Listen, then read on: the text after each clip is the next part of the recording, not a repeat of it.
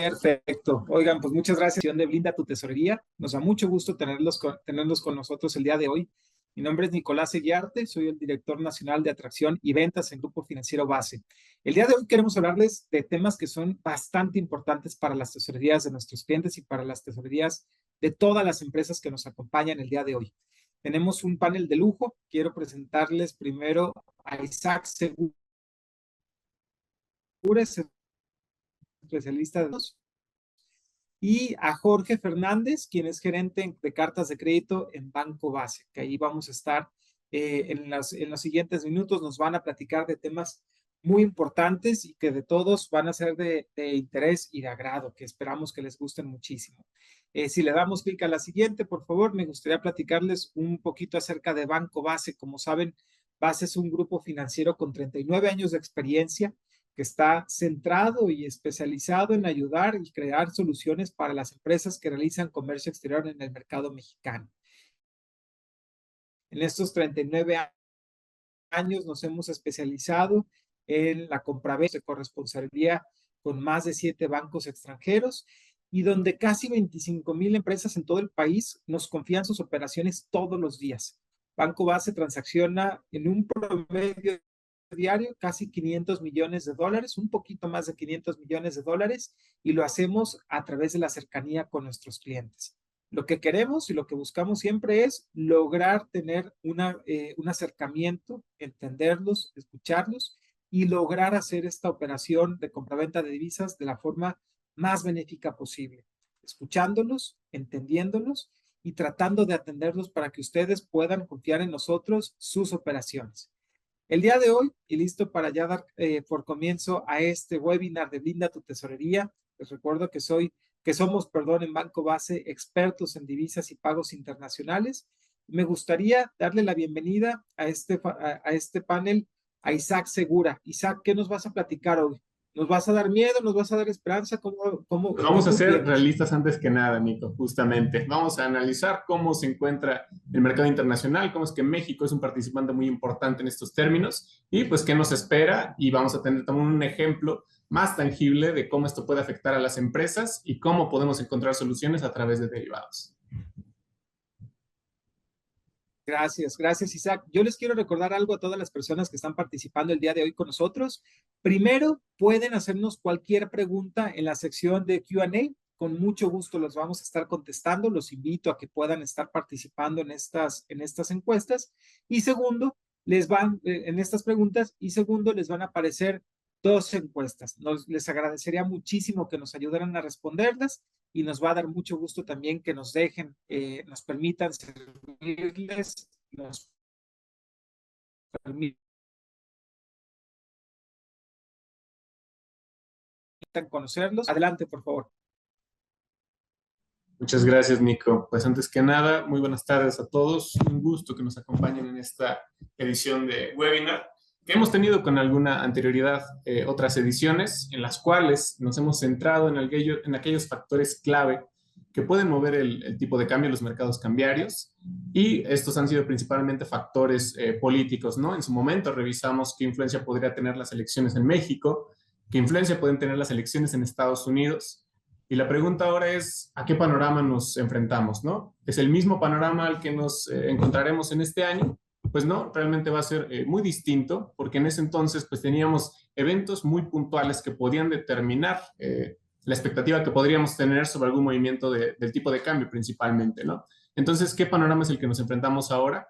Nos enfrentamos a un Trump, por supuesto, que desde inicios de su mandato pues viene totalmente dispuesto a mover los mercados, a ser disruptivo, a generar mucho ruido en estos mismos. Entonces, vamos aquí a repasar este gran apartado en 2 secciones principales. La primera de ellas es, pues, analizar un poco cuáles son las condiciones en las cuales se encuentra México respecto al comercio internacional, y en segundo de ellos es, considerando ya estos factores, cómo es que podemos aterrizar todos estos ejemplos a un caso más particular. Vamos a tomar un ejemplo de una empresa importadora y cómo hubiera transitado tal vez el año pasado con posiciones de cobertura, ¿no?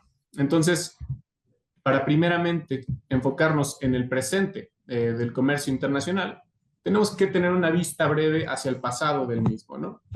Así que si hacemos esta pequeña revisión, sabemos que México tiene tratados de libre comercio bueno, tiene más de 14 tratados de libre comercio con Japón, con países del sur asiático, también tenemos relaciones con varios países de la Unión Europea, con el sur de América y principalmente, por supuesto, con el norte de América.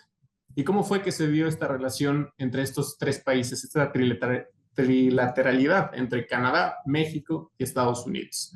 Pues primeramente debemos saber que a mediados de los 80 México transitaba por una crisis económica, la llamada crisis del petróleo. ¿Y qué fue lo que sucedió? Además de esta crisis, tuvimos el sismo del 85 que también generó estragos en la economía nacional, en las condiciones económicas. Entonces, ¿esto era lo único que sucedía en nuestro país? Pues no, paralelamente teníamos un proceso de reconfiguración internacional incentivada por la caída del muro de Berlín y distintas cuestiones políticas que implicaban que se fueran reconfigurando lo que se llaman ahora los bloques regionales. Entonces, México, dadas estas condiciones adversas que tenía en su economía, comenzó a preguntarse qué podía tener como soluciones para darle más dinamismo a esta economía. Fue entonces que buscó incorporarse al GATT en 1985, en el cual participaban cerca de 23 países. Una vez que se incorporó al GATT, que ya era un acuerdo entre varios países a nivel internacional, fue que dio pie para tomar esta conversación específicamente con Canadá y con Estados Unidos, para incorporarse a esta relación bilateral que tienen estos países y con ello dar pie al Telecán. Entonces fue en 1993 cuando entró en vigor este Tratado de Libre Comercio. En 1994 comenzaron ya estas prácticas sobre las condiciones que plantearon. Y me gusta mucho tomar de ejemplo este gráfico. ¿Qué pasa si contrastamos los primeros 5 años que entró en vigor este Tratado de Libre Comercio con los últimos 5, considerando desde 2020? Pues aquí vemos dos factores, dos fenómenos principales en el comportamiento del saldo total de la balanza comercial. Vemos que inicialmente era deficitaria, a inicios antes del 95, y que de ahí tuvo un repunte importante cuando comenzamos a tener mayor relación con Estados Unidos principalmente, y fue que esta balanza se convirtió en totalmente superavitaria. Ahorita veremos el por qué tomar este enfoque especial en Estados Unidos y no también con Canadá. Así que si comparamos este primer gráfico del comportamiento del saldo neto de la balanza comercial México-Estados Unidos y lo comparamos con los últimos años, vemos dos diferencias importantes. La primera de ellas, por supuesto, a nivel nominal, vemos que el volumen se incrementó de manera súper importante. Primero, pasamos de una balanza deficitaria de menos 500 mil millones de dólares a apenas ascender a 1,000 millones de dólares para ya encontrarnos en los últimos 5 años saldos netos positivos por más de 15,000 millones de dólares. Entonces, esto habla bastante de la fuerza que tomó nuestro país como motor para la exportación, dar más dinamismo a la economía en términos de comercio con Estados Unidos. Y el segundo que vemos es la tendencia alcista que tiene. Esta tendencia se mantuvo. No solo el nivel nominal fue mucho mayor, sino que hubo una tendencia alcista de esta relación, de esta fuerza que teníamos entre los dos países. Entonces, ahora nos preguntamos, ya una vez que sabemos que el Tratado de Libre Comercio de América del Norte, que ahorita veremos que se convirtió en el TEMEC desde 2020, ¿qué fue lo que cambió? ¿Qué fue lo que generó este éxito? Pues nos tenemos que enfocar en tres principales participantes. E intuitivamente pensaríamos enfocarnos en Estados Unidos, Canadá y México. Pero ¿qué sucede con la relación con Canadá? Que nuestra balanza es superavitaria en más de 50 veces con Estados Unidos respecto a la que tenemos con Canadá. Esto nos habla mucho de esta interrelación que tienen nuestras economías, Estados Unidos y México, y que ha dejado en segundo plano respecto a nuestro país a nuestro vecino de más del norte, que es Canadá, ¿no? Entonces, nos tenemos que centrar en la relación México-Estados Unidos. Entonces, ¿cuál sería este tercer participante que nos falta, en el que nos tenemos que enfocar? Pues no forma parte de este Tratado de Libre Comercio, sino que estamos hablando de China. Entonces, China es un participante muy importante con el cual, de hecho, nosotros no hemos dejado de tener una balanza deficitaria desde el inicio de esta relación comercial, que ahorita ahondaremos un poco más en qué papel ha tomado China en esta interrelación que tenemos comercialmente. Así que si ahora nos enfocamos en estos tres participantes, podemos repasar primeramente a Estados Unidos, el cual es un país que en 2024 reportó un déficit comercial que ascendió a 1.2 billones de dólares. Ya se convirtió en icónica esta imagen de Donald Trump con la lista de aranceles recíprocos a una variedad de países que lo tuvimos recientemente. Y esto engloba bastante cuál es la postura de Trump respecto a este comercio que tenemos, ¿no? Incluso haciendo estas vistas hacia atrás, podemos comparar cómo nos encontramos en 2017, que fue el inicio de su primer mandato, y qué experiencia estamos teniendo en 2025. Si hacemos esa comparativa, vamos a encontrar muchas similitudes. Es muy importante voltear hacia atrás, ya que ahí encontramos muchos indicios de lo que estamos experimentando ahora. ¿Qué decía el Trump de 2017, incluso en 2016, cuando tenía su campaña y se quería posicionar como el favorito para ser electo? Pues anunciaba al Tratado de Libre Comercio de América del Norte como el peor tratado de la historia. Decía que era sumamente desventajoso para su país y que hacía falta recondicionar, o bueno, más bien renegociar esas condiciones, ¿no? Es algo muy parecido a lo que nos suena de ahora, ¿no? En esa campaña tan agresiva de Donald Trump, donde era un Donald Trump que no conocían los mercados, también se lo hemos exaltado en otras ocasiones, que el Donald Trump de 2016 era mucho más impredecible que el que tenemos ahora, si bien ahora también resulta muy errática bastantes de sus declaraciones. Las alternativas que sí pone en la práctica son muchas menos de las que nos imaginábamos en 2016, por ejemplo. Entonces, ¿qué sucedió en 2016? Que transitamos de tipos de cambio de 18 hasta 21.50. Tuvimos 3 centavos y medio como factor implícito de riesgo en el tipo de cambio. Así fue como el mercado cambiario lo interpretó, ¿no? Entonces, aquí vemos que fue Trump, ya entrando a su mandato, el que comenzó a determinar las condiciones para trasladarnos a una renegociación del Tratado de Libre Comercio de América del Norte y con ello sentar dos bases muy importantes. La primera de ellas fue la cláusula Sunset. Debido a que Donald Trump decía que tenía estas condiciones tan desventajosas contra los países con los que tenía comercio, decidió que se hicieran revisiones periódicas para determinar si estas condiciones eran favorecedoras para ellos, ¿no? Entonces, esta cláusula Sunset, ahorita vamos a repasar brevemente cómo es que se configura, pero lo más importante fue que cambió el contenido regional de los productos que se exportan desde México a Estados Unidos. Uno de los grandes indicadores de este fenómeno es el sector automotriz, en el cual nos trasladamos hasta un contenido regional del 75%. ¿Y qué es esto? Básicamente que todos los componentes, que todo el trabajo implícito que está en los productos que se exporten, debe tener un contenido sobre todos esos insumos de los 3 países en los cuales tenemos el Tratado de Libre Comercio, ¿no? Ese fue el incremento del contenido regional. Entonces, ¿cuál es el siguiente participante importante? Dijimos que lo intercambiamos ahorita brevemente Canadá por China. ¿Por qué? Porque si bien existe esta relación trilateral en el Tratado de Libre Comercio, en el TEMEC, fue China el que empezó a incorporarse a la economía internacional. De hecho, desde el 2000 que se incorporó a la OMC, China mostró comenzar a ser un monstruo, básicamente un monstruo manufacturero, que comenzó a tomar muchísima presencia en los mercados internacionales, y esto se refleja bastante con que el superávit que tuvo en 2024 fue de 990 millones de dólares. Entonces, aquí vemos un contraste bastante fuerte sobre cuáles eran las condiciones bajo las cuales se regía la argumentativa, la narrativa de Trump, y cuál fue el papel que comenzó a tomar China en el comercio internacional. Incluso comenzó a desplazar a México en cuanto a las exportaciones que tenía a Estados Unidos. Entonces, aquí es donde vemos que China ha resultado uno de los principales participantes, claro. ¿Y qué fue lo que Trump en ese entonces determinó?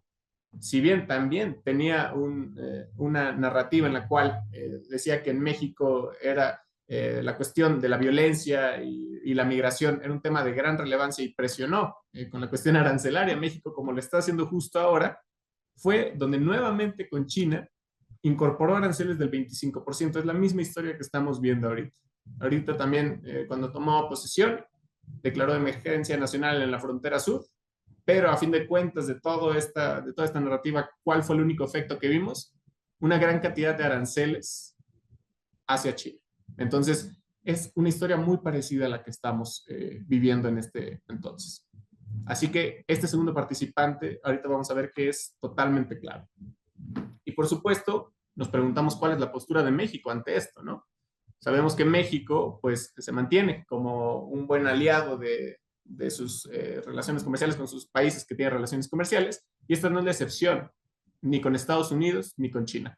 ¿Por qué? Porque con Estados Unidos ha mostrado tener una postura de cooperación frente a las inquietudes que ha presentado Donald Trump, como es esta cuestión de la seguridad nacional, que incluso la respuesta del gobierno nacional fue de mitigar un poco, de reducir este discurso y aterrizarlo de una manera un tanto más diplomática, ¿no? Entonces, esa ha sido la postura de México, y respecto a China, pues no es ninguna mentira que, nuevamente tomando el ejemplo de la industria automotriz, si bien no hay empresas chinas que ensamblen, que produzcan los autos en México, sí hay algunas compañías en el mercado de componentes, más de 30 compañías chinas en el mercado de componentes, que sí tienen participación en nuestro país y que muestran cómo se están incorporando a nuestra economía, y el cual es uno de los grandes miedos de Donald Trump.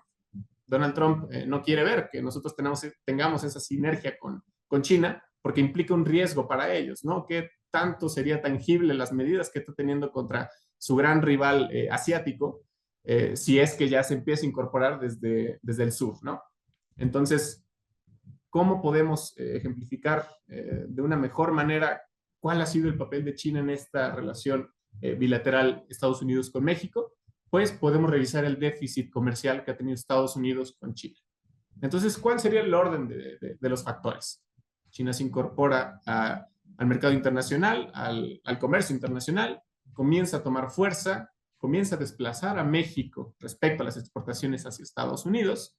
Estados Unidos nota esta situación, comienza a tener un discurso a través de Donald Trump con México para incorporar aranceles, no los incorpora. ¿Y con quién sí lo hace? Con China, y aquí se ve el efecto más importante. Desde 2016, si bien mantuvo una tendencia en la cual se desaceleraba ese crecimiento, pero seguía creciendo el déficit, fue a partir de 2019 que se empezó a reducir el déficit que tendría con China. Entonces aquí vemos este efecto sustitución que tendrían las exportaciones chinas con los productos mexicanos.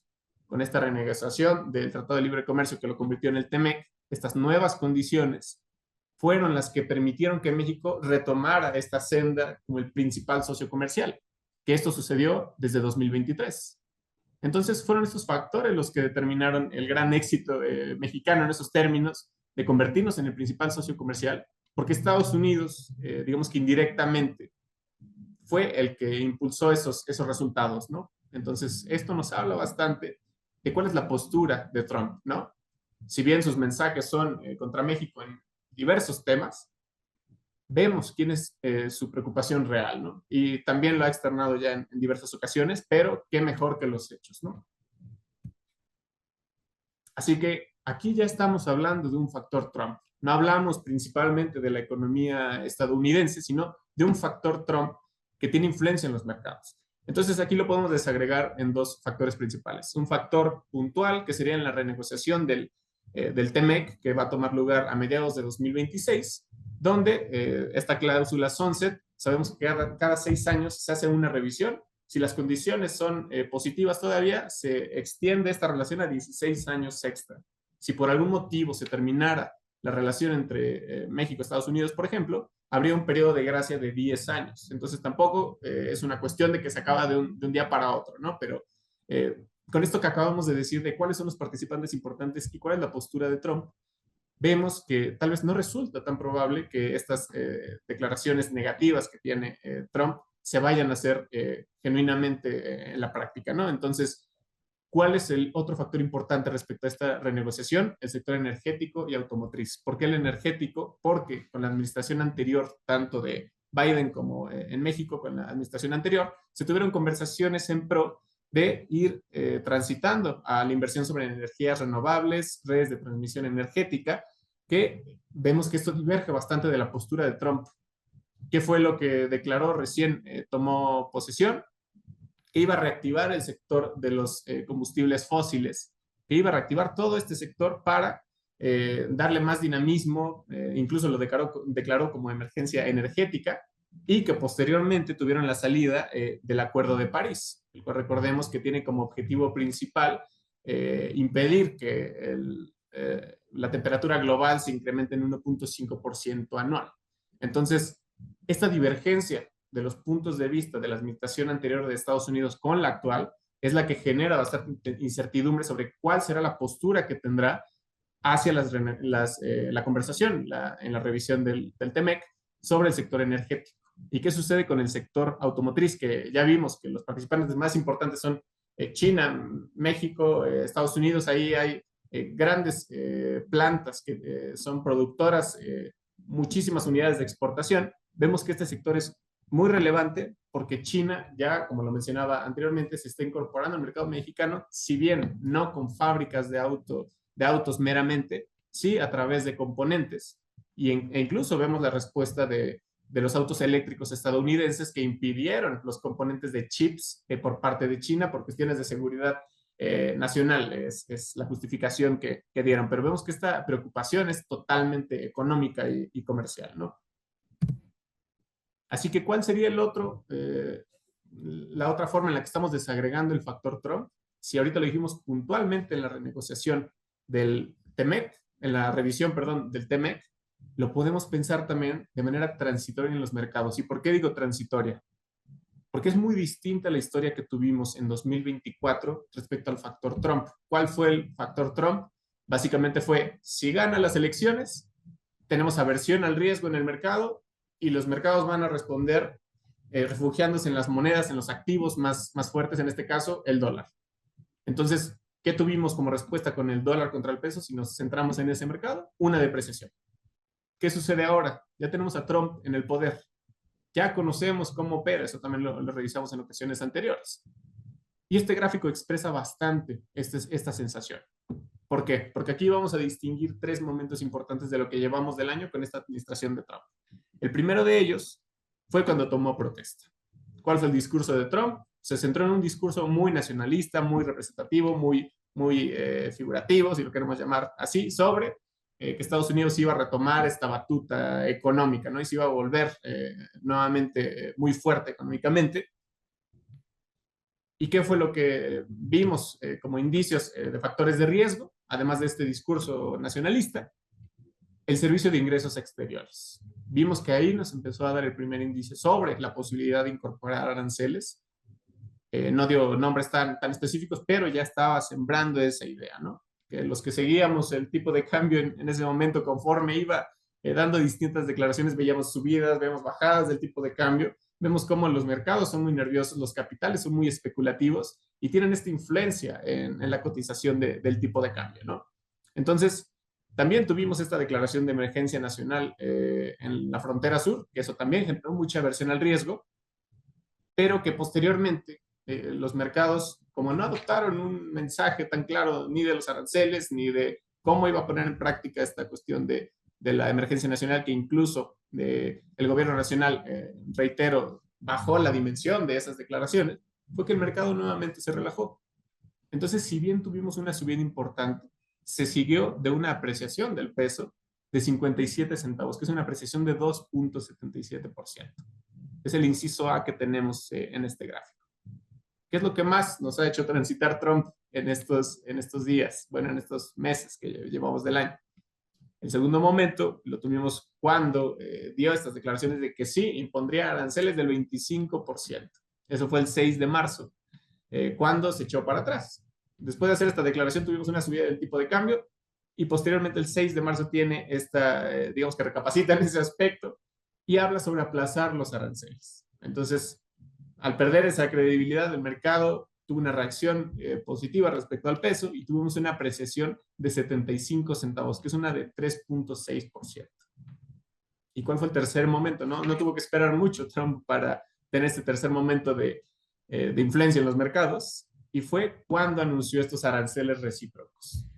Ese momento en el que sacó su lista, comenzó a dar aranceles del 50, 60% a países como Japón, países de Medio Oriente, diversos países, fue que el mercado igualmente fue muy adverso, reaccionó de manera importante en esos instantes.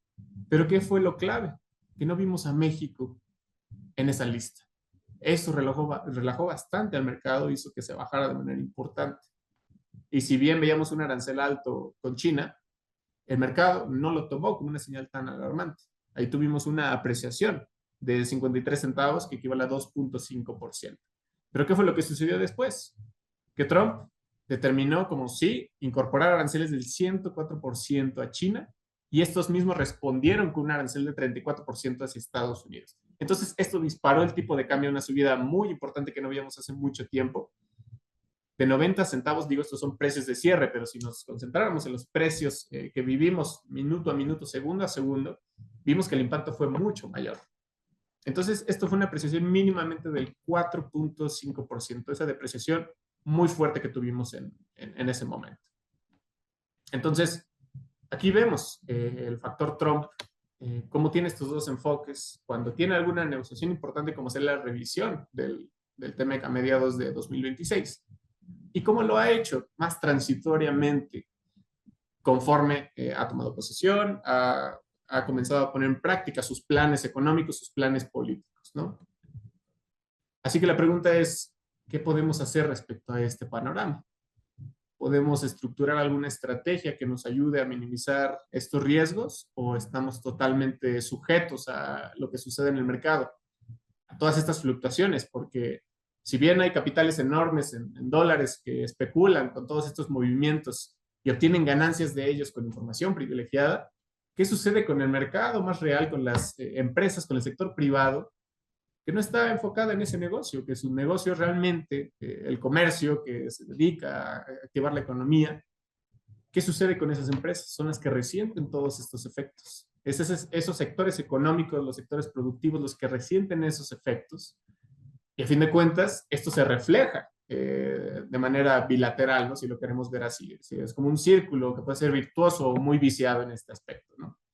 Entonces, atendiendo a esta pregunta específica, tenemos una tarea principal para poder formular una respuesta a esta pregunta, que sería la identificación de esa exposición.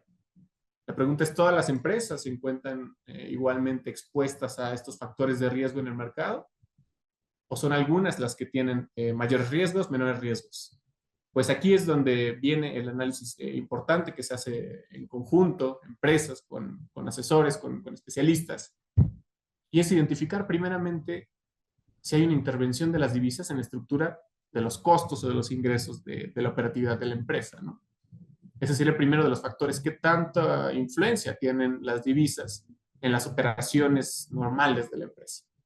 La segunda sería, naturalmente, conociendo todos estos factores de riesgo y estos movimientos del mercado, ¿cómo es que se transmiten esos efectos a la utilidad, a los ingresos, a los costos de las empresas? ¿Qué tan internalizados están esos costos?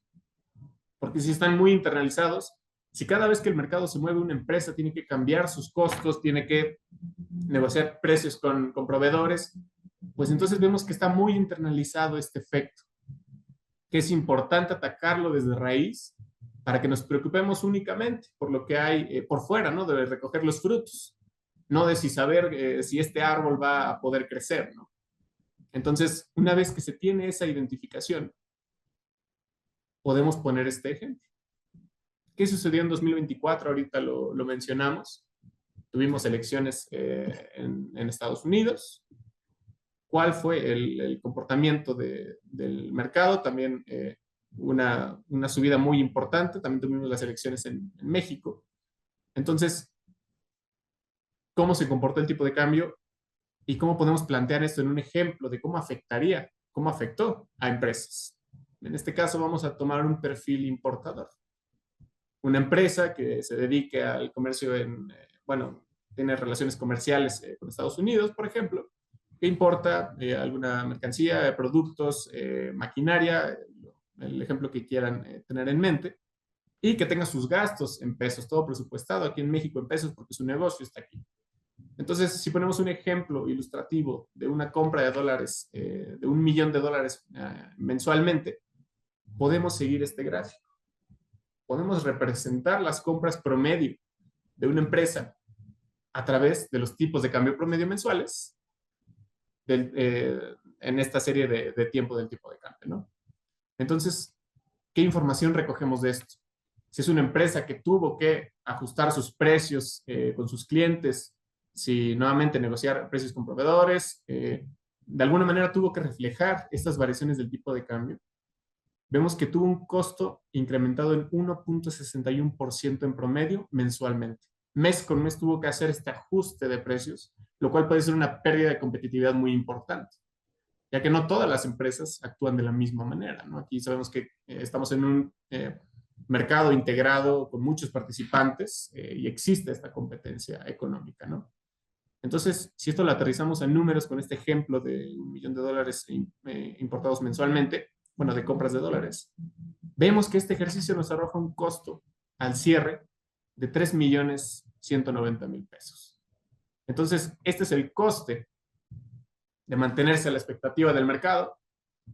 Y aquí estamos siendo, digamos, un tanto generosos con asumiendo que las compras son promedio en el mes, pero pues la volatilidad que tuvimos fue mínima de 10 centavos, intermedia de 35 centavos y máxima de 60 centavos. Entonces, bien podríamos tomar un ejemplo en el cual se comprara en picos donde hubo más aversión al riesgo y este costo se incrementara de manera importante, ¿no? Entonces, vámonos a quedarnos por este momento con esta idea, con esta imagen de cómo se trasladó esta volatilidad del mercado hacia los costos de una empresa, en este caso, una empresa importadora.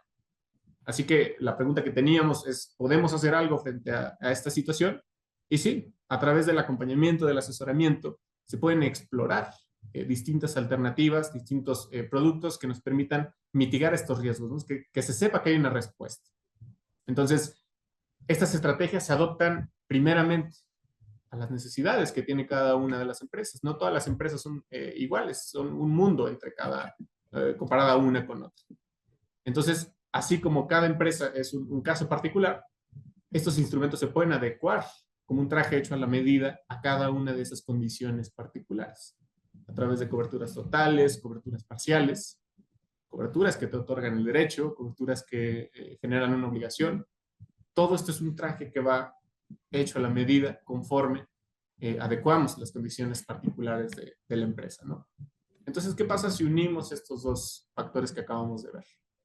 ¿Qué pasa si comparamos este escenario inicial, en el cual nos atenemos a las compras del mercado, a los tipos de cambio promedio que tengamos mes con mes? Pues aquí vemos el gráfico de la izquierda que lo ilustra muy bien. Vemos ahí los tipos de cambio promedio, que serán las compras, y vemos una línea recta en naranja. Supongamos que la empresa dijo, oye, no estoy tan dispuesto a hacer mis ajustes de precios, mis negociaciones con mis proveedores, que mis clientes resientan esos cambios de precios, no puedo hacerlo, en mi negocio no lo puedo permitir, no soy competitivo si hago eso. Entonces voy a fijar un objetivo a 18-20, por ejemplo. Pues el primer semestre lo transité muy bien, porque yo tenía ese objetivo, el mercado se encontraba por debajo de ello, mis compras de dólares fueron menores, ya no me preocupo. Me está favoreciendo el mercado, ¿no? La pregunta es, ¿esa condición se va a cumplir en todo momento? Pues no, tuvimos las elecciones México, en Estados Unidos, tuvimos esta versión al riesgo muy importante que tuvo una subida. ¿Y cuál fue el coste de haber mantenido las posiciones contra mercado? Pues en este ejercicio particular hablamos de 1.567.000. Ese fue el coste por mantenerse expuesto al mercado, que nuevamente, reitero, estamos siendo generosos en términos de las compras promedio por mes, ¿no? Así que esto contrasta bastante con una estructura de costos fijos a través de un instrumento que nos permita fijar los tipos de cambio. Y vemos solamente dos momentos importantes. Oye, yo ya me presupuesté, voy a asegurar un tipo de cambio primer y segundo semestre en dos momentos importantes, dos partes importantes. ¿Y por qué también estamos siendo generosos en este ejemplo? Porque ya estamos capturando uno de los movimientos importantes de las subidas que tuvimos hacia la primera mitad, hacia el final de la primera mitad, de 2024. Entonces aquí vemos, número uno, un gráfico mucho más ordenado. Incluso da tranquilidad solo ver la configuración de ese gráfico. ¿Por qué? Porque solamente vemos dos niveles que son a los que una empresa se podría haber asegurado y vemos que convergen muy cerca de la línea naranja que sería el presupuesto, ¿no? Eso implica que trasladamos de un costo de 1.500.000 por exposición de mercado a un beneficio de 1.200.000 por haber aplanado esa estructura de costos, ¿no? Entonces, este solo es un ejemplo particular dentro de las estrategias que se pueden abordar, que pueden ayudar, en este caso, a escenarios como este, en el que se tenía mucha expectativa sobre algún movimiento particular del tipo de cambio, y que esto, por supuesto, es dinámico. Esta conversación con los clientes, pues es dinámica, es irnos adoptando a lo que el mercado vaya dictando y a estas necesidades particulares para encontrar el punto de equilibrio, si lo queremos ver así, sobre la estrategia idónea para poner en práctica y mitigar estos riesgos. Entonces yo concluyo con esta idea que quisiera dejar aquí en la mesa. Muchas gracias, Isaac. Oigan, muchas gracias a todos los que nos están acompañando. Ya vemos casi 120 personas conectadas. Por ahí tuvimos un tema con la liga. Muchas gracias por la paciencia. Sé que estos son temas súper relevantes para todos. Oye, Isaac, ¿trajiste la bolita mágica? No, la verdad, nadie la tiene, pero qué mejor que estar prevenidos ante un movimiento adverso, ¿no? No, muy bien. Me parece excelente. En este momento, Isaac, porque también le quiero recordar a todas las personas que nos están acompañando, está abierta la parte de preguntas y respuestas para que nos puedan hacer llegar sus preguntas. Al final, las preguntas que haya las vamos a estar contestando, pero me gustaría preguntarte algo, Isaac. Con estos niveles de 19.70, 19 abajo de 20 pesos, ¿es o no un buen momento para tomar una cobertura? Esa pregunta viene del análisis que hagamos con las empresas. Más que pensar cuál es un buen momento para entrar en el mercado, es cuál te funciona a ti como empresa. ¿Cuál es tu punto de equilibrio? ¿Cuál es el nivel que a ti te va a funcionar para mantener tu rentabilidad? Porque si bien ese tipo de cambio ya lo encontrábamos un poco antes, entonces no hay que perder la oportunidad, no hay que intentar ganarle al mercado, ¿no? Ahorita hablabas de la bolita mágica, nadie la tiene, entonces justamente es otorgarles tranquilidad y encontrar su momento para entrar en el mercado, ¿no? Dicen que las coberturas son la pastilla para dormir más efectiva que existe. Entonces, a no olvidarse de esto para que todas las empresas, los empresarios, los profesionales de la tesorería puedan dormir tranquilos. Muchas gracias, Isaac. Volvemos contigo si hay alguna pregunta de tipo de cambio, de coberturas, preguntas. Y les recuerdo que vamos a hacer dos encuestas a lo largo de esta presentación. Les agradeceríamos mucho si nos ayudan a contestarlas. Es para que nos podamos poner a su disposición, podamos acompañarlos en estos procesos de toma de decisiones dentro de sus empresas. Llevamos 39 años haciéndolo. Entonces nos daría muchísimo gusto que nos permitieran servirnos. Ahora le quiero dar la bienvenida a Jorge Fernández. Jorge, bienvenido. Él es el gerente de cartas de crédito en Grupo Financiero Base. Jorge, ¿de qué nos vas a hablar el día de hoy? Te dejo a todo el auditorio y nos va a dar mucho gusto que nos acompañen y nos puedas estar platicando sobre este tema tan importante en este momento con los aranceles. Bienvenido, Jorge. Adelante, por favor. ¿Qué tal? Buenas tardes. Muchas gracias, Nico. Buenas tardes a todos. Como bien ya me dieron ahí la introducción, yo estoy a cargo de todo el proceso de las cartas de crédito dentro de Grupo Base. Entonces, para iniciar, pues estas son herramientas financieras que prácticamente son trajes hechos a la medida y mitigan el riesgo de los importadores o de los exportadores. Dentro de todo este mundo de las cartas de crédito se dividen prácticamente en dos tipos. El primero son las cartas de crédito comerciales y el segundo, que vamos a hablar un poquito más adelante, son las cartas de crédito stand-by. Entonces, eh, dentro de las cartas de crédito comerciales tenemos, aquí se está moviendo.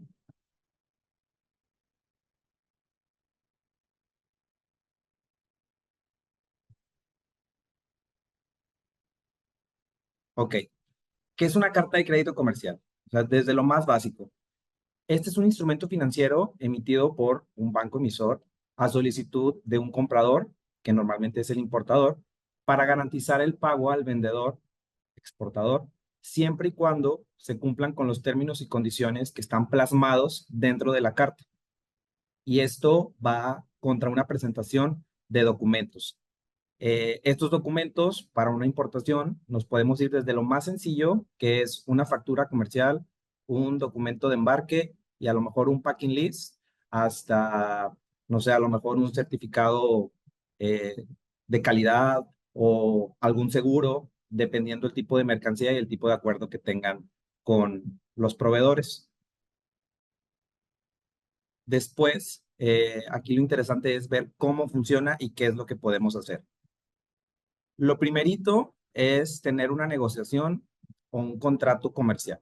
Esto es totalmente de nosotros como clientes con sus proveedores. Aquí ustedes pactan mercancía, precio, modalidad de pago, ya sea que es pago de contado, si va a haber algún anticipo o si con la carta se quita el anticipo, si va a haber plazo.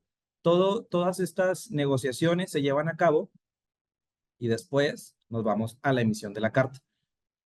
Los bancos emisores prácticamente hacemos lo que ustedes nos pidan mientras esté dentro de las reglas y claro, los asesoramos en cada momento para protegerlos y buscar un ganar-ganar en esta negociación. Una vez que ya estamos todos de acuerdo, nosotros nos ponemos en contacto con el banco de su proveedor y le enviamos la carta de crédito pagadera ante la presentación de ciertos documentos que son los que ustedes necesitan para hacer dicha importación. Entonces, ya que está la carta de crédito emitida, ya se la mandamos al banco del proveedor, el proveedor ya la tiene en sus manos, se lleva a cabo el proceso de la exportación y el proveedor, en lugar de mandar los documentos directamente a ustedes, los importadores, los entrega a su banco y su banco los va a mandar a banco base para que nosotros hagamos una revisión de estos documentos y si estos están conforme a lo que está establecido en la carta, se lleva a la liberación del pago de acuerdo a lo que esta misma dice. Entonces, tenemos que es un instrumento que le da la ventaja eh, a ambas partes, dado que funciona como un seguro, porque es un documento irrevocable. Desde que el banco emite el documento, ya no hay vuelta atrás. O sea, nosotros como banco entramos a darle seguridad a la operación y entonces, pues esto es una clave para mitigar riesgos. Muchas veces tenemos el conocimiento de quién es el proveedor y en un escenario ideal sería perfecto que pues tuviéramos la oportunidad de si estar importando de China, darnos una vuelta a conocer la fábrica o conocer las instalaciones, ver cuál es el proceso de producción, pero muchas veces esto no es posible. Y gracias a la globalización y a la tecnología y a todo lo que hemos avanzado, muchas veces solamente tenemos un contacto virtual y no conocemos al 100% a nuestro proveedor. Entonces, si vamos a empezar a trabajar con un proveedor nuevo, la mejor manera de ofrecer seguridad y confianza a ambas partes es trabajar con estos productos, dado que están los bancos involucrados, en este caso nosotros como banco del importador y el banco de su proveedor como mediadores ante esta negociación. Además de que, pues dependiendo la negociación y el tipo de estructura para el pago, se puede llegar a facilitar el acceso al crédito y pues todo esto está regulado por reglas internacionales que seguimos todos los bancos registrados mundialmente, que son reglas que nos da la Cámara de Comercio Internacional. Para las cartas de crédito comerciales se le conocen como las UCP 600 y esto estandariza todos los procesos que pueden llegar a suceder para pues mitigar los riesgos y tener un mejor control sobre lo que vamos a importar o exportar. Entonces, ¿por qué utilizar las cartas de crédito? Resumiendo, garantizan el cobro de las operaciones internacionales en momentos de incertidumbre y actúan como una garantía de pago, dado que fortalecen la confianza entre ambas partes y permiten un flujo comercial, incluso con ciertos problemas financieros o políticos, dependiendo el país de donde está nuestro proveedor. Y luego, por otro lado, tenemos las cartas de crédito stand-by, que estas pues también funcionan muy bien en el comercio internacional y tienen una función parecida, pero tiene peculiaridades contra las cartas de crédito comerciales. Entonces, sabiendo esto, una carta stand-by es un compromiso de pago por parte de un banco emisor hacia un beneficiario. Este puede ser un proveedor o un cliente, siempre y cuando no se cumplan las obligaciones contractuales. O sea, es una garantía de un pago contingente y como bien lo menciono, se ejecuta si hay un incumplimiento. Entonces, ¿cómo funciona? De igual manera, se acuerda, tiene que haber una relación comercial o contractual, eh, compraventas, arrendamientos, construcción, inclusive préstamos. Todo esto se acuerda entre nuestros clientes y sus clientes y o proveedores. Y entonces, para dar una seguridad a esta operación, se establece una carta de crédito stand-by.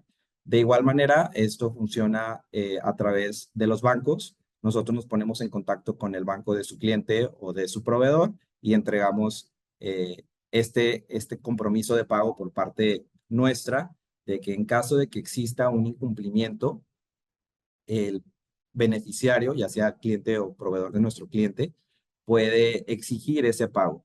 Y solamente se ejecuta de esa manera. Y obviamente es contra un documento, que en este caso es el requerimiento de pago, junto con alguna documentación adicional. Por ejemplo, puede ser una factura donde se compruebe que efectivamente no se realizó el pago o hay un incumplimiento. Nosotros lo recibimos, lo revisamos y si está aparentemente conforme a lo que está establecido dentro de la carta, nosotros le pagamos a su cliente o a su proveedor y ya después nosotros nos arreglamos internamente con nuestro cliente. Entonces, ¿por qué son clave en tiempos de incertidumbre? Pues igual mitigan el riesgo. Y algo súper importante, sustituyen garantías que son más costosas o difíciles de emitir, en este caso las fianzas. Este mecanismo, este instrumento financiero es la sustitución de la fianza. Funciona muy similar y dentro de las ventajas de por qué operar una stand-by en lugar de una fianza es, lo primero, el costo por la emisión y lo segundo, que para llegar a un acuerdo en caso de que exista un incumplimiento en las fianzas, pues se tiene que llevar un juicio y este puede ser también muy largo y genera honorarios que también pueden elevar muchísimo el costo y entonces pues prácticamente se pierde todo el sentido, ¿no? Después también tenemos cobertura internacional y también están las reglas de las stand-by, igual emitidas por la Cámara de Comercio Internacional.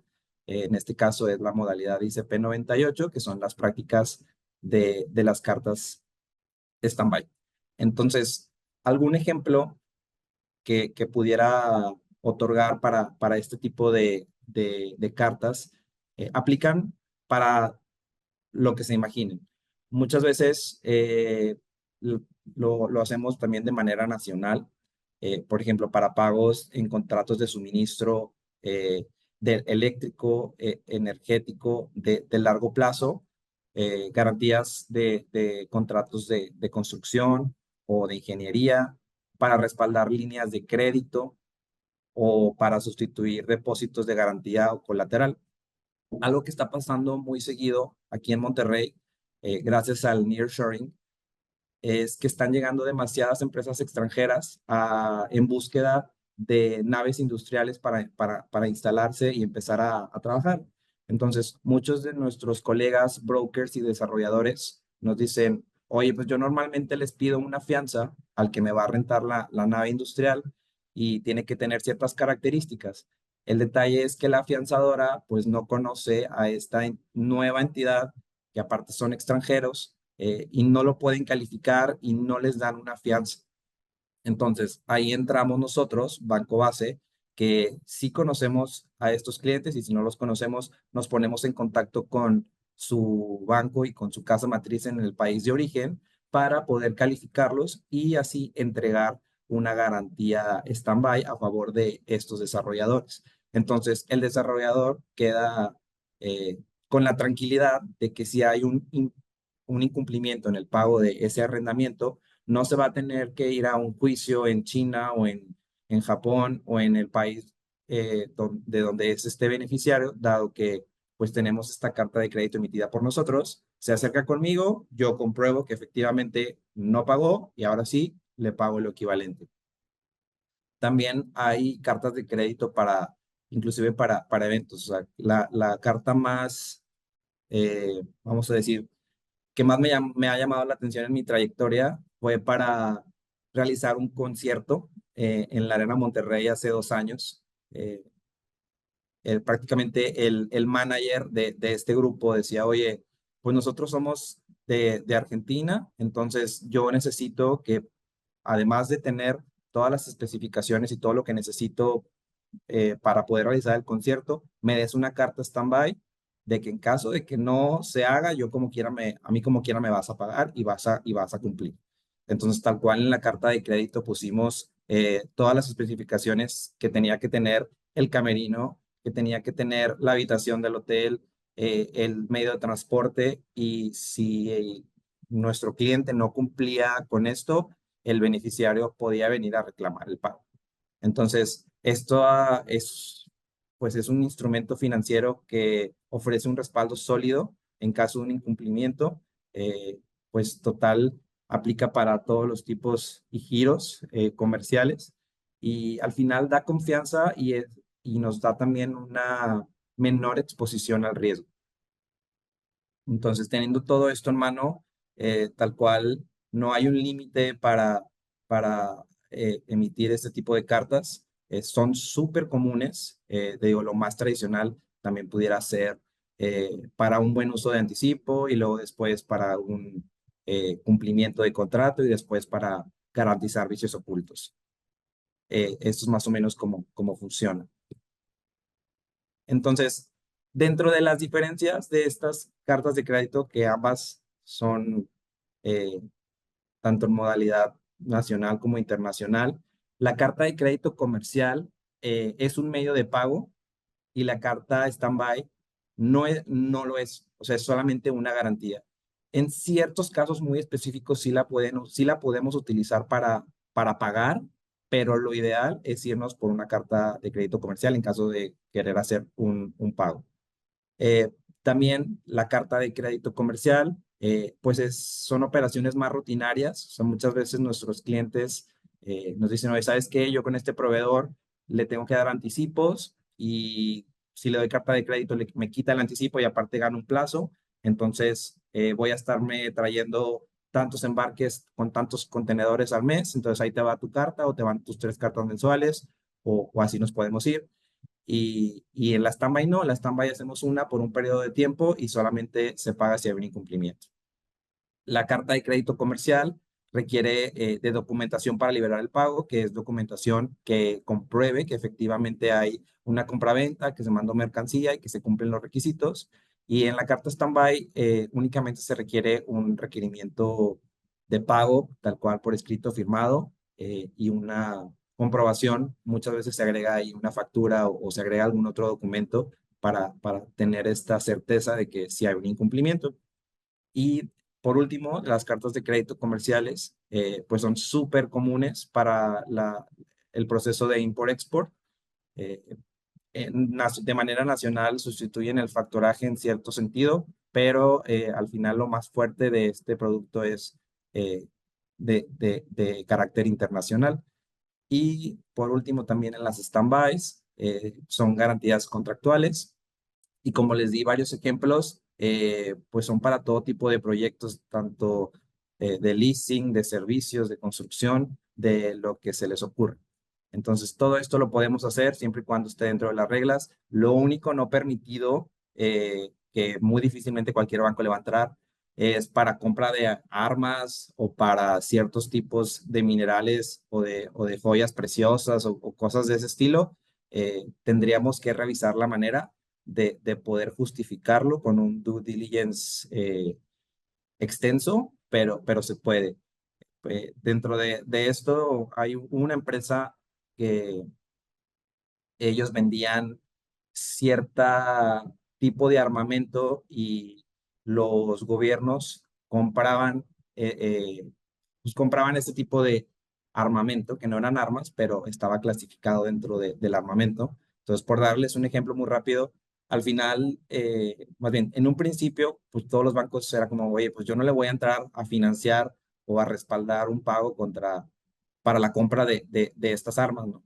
Pero haciendo este due diligence, resultó que esta empresa hacía, además de armamento, dentro de ciertos tipos de aviones militares, existe un componente que es como un eyectible para los asientos en caso de que el avión se fuera a estrellar. Entonces ellos lo que hacían es, oye, pues yo me voy a traer, le voy a comprar tantas piezas de este material para mis aviones. Entonces revisando, digo, oye, pues no es un arma letal, no está dentro de lo no permitido, y aunque sea una empresa a que voy a garantizar que está dedicada a ese giro, pues lo que le vamos a garantizar, ese producto en específico no es un arma. Entonces sí entra. Les platico esto como dato curioso porque muchas veces nos podemos ir con, pues está el giro de armas, entonces no, pero si está bien justificada la información, sí es posible.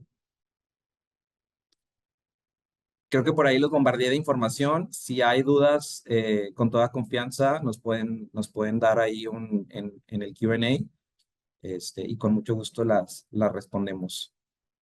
Oye, Jorge, muchas gracias, súper interesante. Creo que es algo que más empresas deberían de conocer y utilizar, ¿no? Creo que logra eficientar mucho los recursos de las tesorerías y logra el objetivo, que es garantizar el comercio internacional, que eso es lo que buscamos también nosotros como aliados de las empresas.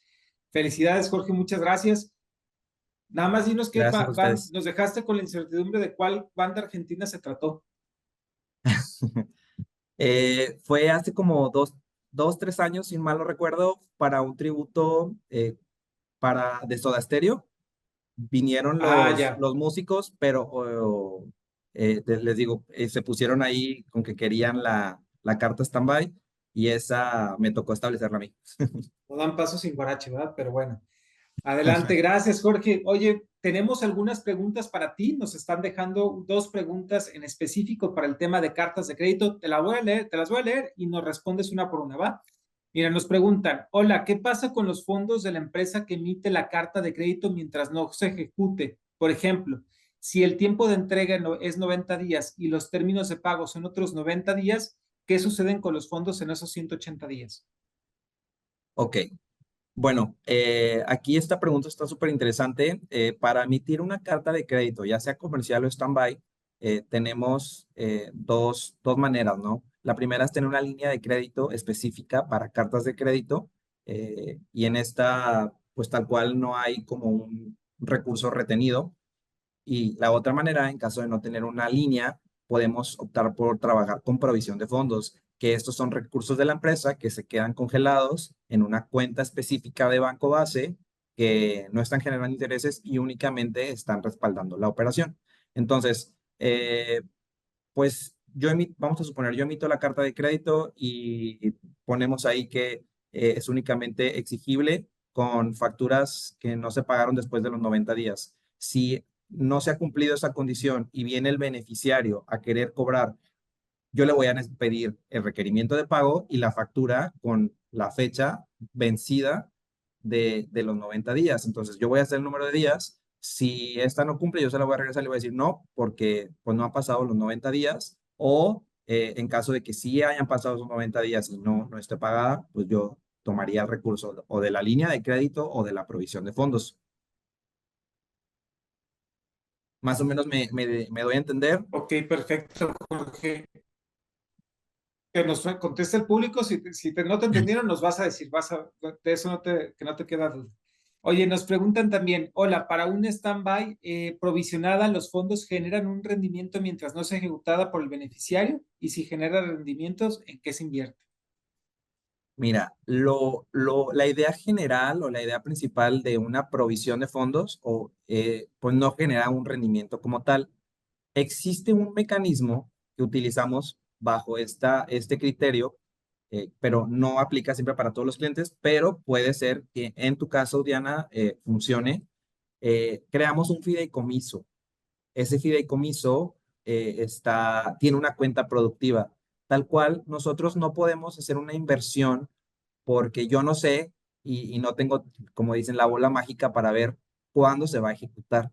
Entonces, esta cuenta productiva es como quien dice una inversión diaria que está generando ese rendimiento. Entonces, si hay un incumplimiento, se, yo tomo recurso ahí y lo pago, y si no, pues se sigue generando y es un interés compuesto. Para tener una cotización, nos podemos poner en contacto contigo y necesitamos monto y plazo y vemos cuál es lo que mejor te podemos ofrecer y si es que se acomoda a tus necesidades. Perfecto, Jorge, gracias. Y tengo otra pregunta para ti. Si soy cliente de Banco Base, ¿cómo puedo habilitar la carta aporte? Ok, bueno, la carta aporte es diferente. Digo, esta es para el transporte. Tal cual, tendríamos que revisar cómo podemos incluir este documento dentro de la carta de crédito, pero no es indispensable para la presentación o el pago. Esto es más como para poder hacer los movimientos nacionales. Nos aclara aquí, Jorge, será carta de crédito. ¿Qué necesita para habilitar una carta de crédito con Banco Base? Ok, para tener la carta de crédito, como les platicaba, o es tramitar una línea de crédito específica o tener la provisión de fondos. Muchas veces, digo, y me voy a adelantar un poquito, eh, los clientes pues se presentan urgencias porque te topaste con un super deal de un proveedor que te dice, aquí está, te lo respeto, pero dame la carta de crédito, si no, te lo van a ganar, ¿no? O lo voy a vender. Entonces, para no darle el recurso tal cual al proveedor, oye, pues, ¿sabes qué? Te voy a dar la carta de crédito y al mismo tiempo empiezo con el trámite de la línea de crédito. Y entonces, vamos a suponer que este trámite dura alrededor de 3 semanas, un mes, dependemos mucho de el acceso a la información y las dudas que pueda generar nuestro equipo de análisis, ¿no? Y de riesgo. Entonces, emití la carta, ¿qué día soy? Un 23 de abril. Para el 20 de mayo ya está la línea de crédito. Entonces, yo, sin cancelar la carta, te regreso ese recurso de provisión y dejo la operación al amparo de la línea. Eso también lo hemos hecho, y al final, tu cliente cumples con el proveedor y no le diste el recurso directo y tal cual, pues tienes esta provisión, te la regresé y tenemos la operación desde el día de hoy, 23 de abril. Lo que nos estás diciendo es, provisiónala, arranquemos el proceso de análisis de crédito para establecer la línea. Una vez autorizado, quedamos bajo el amparo de la misma carta y te regreso los fondos. Es correcto. No necesitamos cancelar la carta y hacer una nueva, o sea, la misma queda garantizada. En lugar de tener el recurso, tengo la línea. Correcto. Perfecto. Gracias, Jorge. Y tenemos otra. En una carta de crédito otorgado, ¿se requiere aprobación final del adquiriente de los productos o el banco ejecuta el pago al cumplirse la entrega de los productos? Tal cual, las cartas de crédito, ambas son irrevocables. Entonces, para hacer un cambio, todos los involucrados tenemos que estar de acuerdo. Lo que yo recomiendo es, oye, tu cliente ya tienes una orden de compra y ya tienes las condiciones, ya sea pago a la vista, que es contra documentos, o pago con plazo proveedor a partir de la fecha de embarque o de la fecha de factura, o quieres pagar con una fecha definitiva, tú quieres pagar en octubre porque así lo acordaron. Yo no te voy a decir que no, yo al final voy a hacer lo que ustedes me digan. Entonces, en este caso, si es contra la entrega de los productos, tal cual yo ni mi equipo vamos a estar en el puerto esperando a que llegue el embarque y voy a abrir el contenedor y voy a decir, ¿sabes qué? Sí, mira, mi cliente estaba esperando este producto con tales características. No, aquí es un crédito documentario, entonces revisamos documentos. El proveedor tiene que embarcar y le vamos a pedir documentación para comprobar que lo que tú le pediste o tú le vas a pagar es lo que necesitas. Entonces, si con la factura ni el documento de embarque ni la lista de empaque es suficiente, pues podemos a lo mejor incluir a una empresa tercera que certifique que ese producto en específico cuenta con los requerimientos que tú necesitas. Si este no Perfecto, Jorge, cumple, muchas yo te lo voy a gracias. notificar y ya será decisión de ustedes. Si me dice, ¿sabes qué, Jorge? No, ¿sabes qué? Se retrasó en el embarque y pues va a llegar a otro puerto, entonces yo ya tenía todo programado y cambiarlo para mí genera costo, no acepto la discrepancia, yo te voy a decir, súper bien, no pasa nada, yo te regresaría el dinero si es que operamos con provisión de fondos, si es con línea, pues no te congelé nada desde el principio, se pierde la responsabilidad de pago, yo le voy a regresar los documentos al proveedor y él puede venir cuando guste a recoger su embarque y a pagar los gastos de almacenaje que se hayan generado. Pero tanto para ti, mi cliente, y para mí, Banco Base, no hay responsabilidad, porque como es un documento irrevocable, él quiere hacer un cambio, tú no estás de acuerdo, entonces no se puede. Ok, excelente, Jorge, muchas gracias. También para las personas que están pidiendo la grabación y la presentación, se las haremos llegar al correo que tienen registrado cuando recibieron el link. Entonces, no se preocupen, se los vamos a hacer llegar con mucho gusto. Tengo dos preguntas para ti, Isaac. Yo te voy a hacer una tercera para que te vayas preparando. Pregunta para Isaac, ¿qué expectativa de tipo de cambio se tiene para el cierre de este año?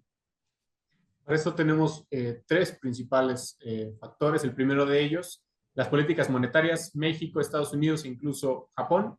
Entonces, por supuesto, estamos sujetos a esas condiciones. ¿Qué otro factor es importante? La relación Estados Unidos-China. Recién Trump está hablando un poco sobre suavizar esta relación de los aranceles que impuso. Entonces, eso determina bastante el mercado. Y como hemos visto que se ha movido en tres canales principales. El canal superior del 2060 hasta el 2120, un canal intermedio del 2060 al 1994 y un canal inferior del 1994 al 1950. Entonces, ¿cuál ha sido el canal más consolidado que hemos tenido? Ha sido el intermedio, del 1994 al 2060. Entonces, si bien ha estado muy marcado el mercado, la tendencia del mercado por la volatilidad de estas noticias de Trump principalmente, pues podríamos considerar que este canal se mantenga pues consolidado, ¿no? Este canal intermedio. Perfecto, Isaac, muchas gracias. Y luego nos preguntan también, ¿qué expectativa tenemos para el 15 de mayo, que es la próxima reunión de Banco de México para revisar ajuste de tasas? Gracias, Nico.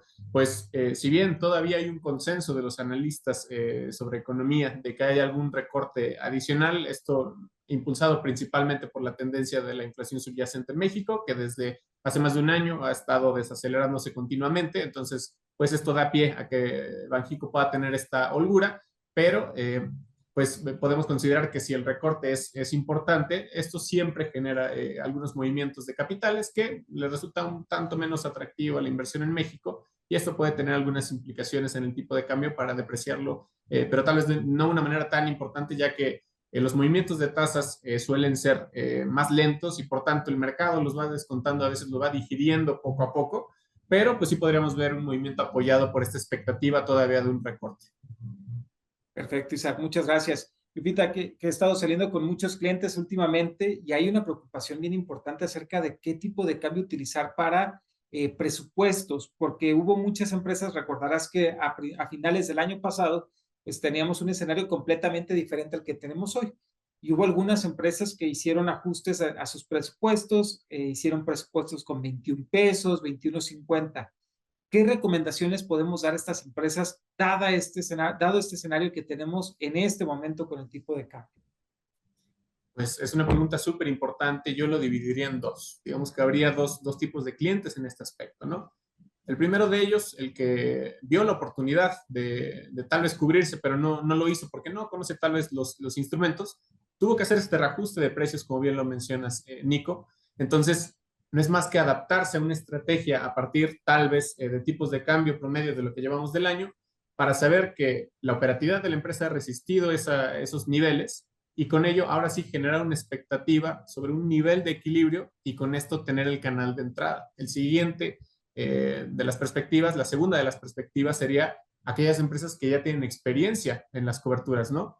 A veces ya estamos operando algún instrumento y se puede abrir la puerta para diversificar con algún otro instrumento, poder identificar en qué momento del mercado nos encontramos para poder encontrar este canal de entrada que sería a través tal vez de otros productos, con lo cual diversificamos y mitigamos el riesgo de manera más eficiente. Ok, Isaac, muchas gracias. Ya no veo preguntas por parte de nuestros invitados, de los que quedan todavía, de los 110 que nos siguen acompañando. Les quiero agradecer, Jorge, Isaac, el tiempo que nos destinaron para esta presentación, para este webinar. La verdad que ha sido de mucho aprendizaje. Nos quedamos con varias lecciones clave. Me gustaría nada más retomar un poquito acerca de lo que ustedes nos explicaron. A mí nos acaban de mandar dos. Mira, bueno, antes de que terminar, te las voy a hacer, Isaac, antes de hacer el recap de lo que aprendimos el día de hoy. Pregunta para Isaac.